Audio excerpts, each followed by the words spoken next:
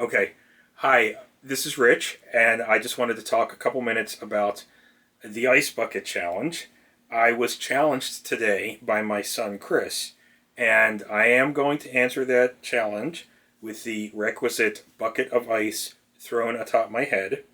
But before I do that, that's going to be a separate video. In this video right now, I just want to talk a little bit about ALS, and because I think that awareness is very important. Obviously, that's what this is all about. And being able to donate money, even if it's just a little bit of money, to the cause is important as well. So, as you probably know, ALS stands for amyotrophic lateral sclerosis. And from what I've read, it was first found in 1869. It was brought to public attention, of course, in 1939 by Lou Gehrig. It's a progressive neurodegenerative disease that affects nerve cells in the brain and spinal cord, and it eventually causes paralysis. Now, if you go to www.alsa.org, you can make a donation there, and you can read more about ALS, and you should do that. You should find out more about this disease that people are talking about, and not only read about it, but imagine what it must be like to be afflicted with ALS. It sounds like it's brutal disease, and everything that can be done to help us research it, to help it be researched, should be done, I think. The other thing I just wanted to talk about was, as I mentioned, Lou Gehrig had ALS. Someone else who had ALS was the jazz bassist and composer Charles Mingus. And this was brought to my attention by my friend David Timoney. And I just wanted to talk a little bit about who Mingus was. He was a giant of American music. And he also was quite a formidable man. This is in his album. It's called The Shoes of the Fisherman's Wife. It's a collection of his work. And here he is loading up his Polaris station wagon.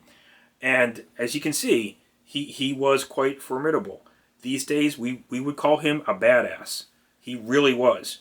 But in the mid-70s, he was afflicted with ALS. And he died from the disease in 1979.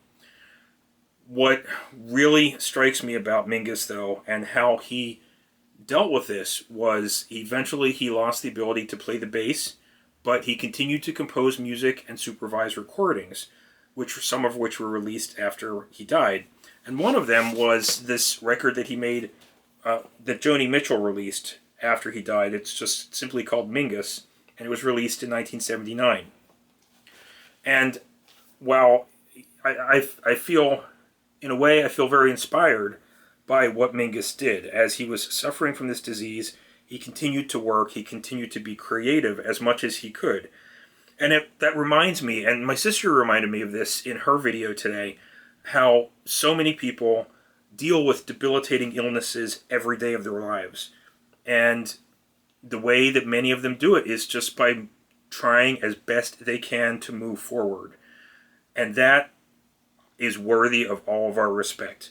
And I really believe that we should do whatever we can to help, whether it's ALS or cancer or any of the other diseases that are being researched and that work is being done in right now.